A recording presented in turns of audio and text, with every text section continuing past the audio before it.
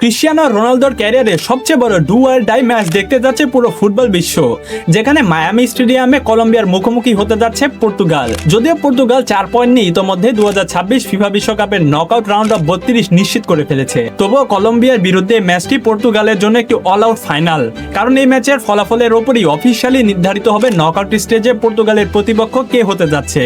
সবচেয়ে বড় কথা, লিওনেল মেসির আর্জেন্টিনা বনাম ক্রিশ্চিয়ানো রোনালদোর পর্তুগালের সেই লাস্ট ড্যান্স অর্থাৎ কোয়ার্টার ফাইনালে তাদের দুজনের মুখোমুখি হবে কিনা তা নির্ভর করছে এই ম্যাচের উপরে। প্রথমে দেখা যাক পর্তুগাল যদি এই ম্যাচ জিতে তাহলে তাদের নকআউটের প্রতিপক্ষ কে হবে।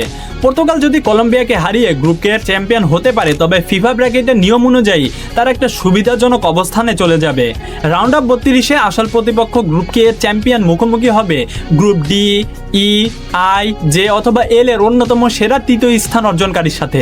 বর্তমান টেবিল অনুযায়ী এটি হতে পারে প্যারাগুয়ে, ইকুয়েডর বা আলজেরিয়া কিংবা ক্রোয়েশিয়ার মতো দল। তো চলুন এবার দেখা যাক আজকের এই ম্যাচে পর্তুগাল যদি ড্র করে তাহলে নকআউটে তাদের কাদের মুখোমুখি হতে হবে। যদি আজকের এই ম্যাচটা ড্র হয় অথবা পর্তুগাল হেরে যায় তবে পর্তুগাল দ্বিতীয় দল হিসেবে নকআউটে যাবে, আর তখনই রোনালদোর পর্তুগালের জন্য শুরু হবে একটি কঠিন সমীকরণ। ফিফার অফিসিয়াল ফিকচার অনুযায়ী রাউন্ড অফ 32-এর ম্যাচ নম্বর 83-তে মুখোমুখি হবে রানার আপ কে এবং রানার আপ এল, অর্থাৎ পর্তুগালকে সরাসরি খেলতে হবে গ্রুপ এল এর রানার্স আপ দলের বিরুদ্ধে। গ্রুপ এল এর বর্তমান টেবিল অনুযায়ী প্রতিপক্ষ হতে যাচ্ছে ইংল্যান্ড অথবা ঘানার মতো দল। শুধু তাই নয়, এই কঠিন ব্র্যাকেটে চলে গেলে কোয়ার্টার ফাইনালে আর্জেন্টিনার সাথে দেখা হওয়ার সম্ভাবনা সম্পূর্ণ শেষ হয়ে যাবে। বিশ্বকাপের মঞ্চে কোয়ার্টার ফাইনালে মেসি এবং রোনালদোকে শেষবারের মতো মুখোমুখি দেখতে হলে আজকের কলম্বিয়া বনাম পর্তুগালের ম্যাচটি হচ্ছে একমাত্র সমীকরণ। আর্জেন্টিনা অলরেডি তাদের গ্রুপ জে থেকে দাপটের সাথে গ্রুপ চ্যাম্পিয়ন হিসেবে নকআউটে পা রেখেছে।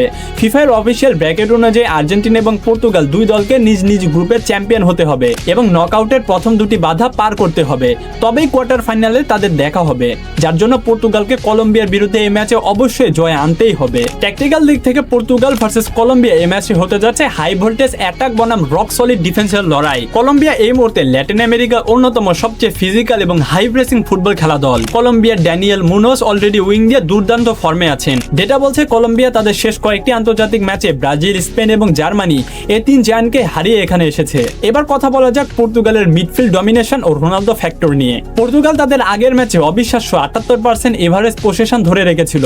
ব্রুনো ফার্নান্দেস এবং বার্নার্ডো সিলভার মিডফিল্ড কন্ট্রোল এই ম্যাচেও পর্তুগালের প্রধান অস্ত্র।